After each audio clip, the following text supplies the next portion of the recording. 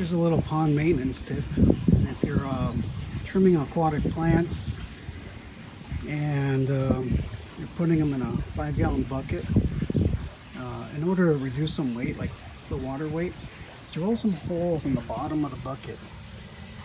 And what that will do is remove any excess water that comes off the water plants that you put in here as your trash bucket. So give that a try.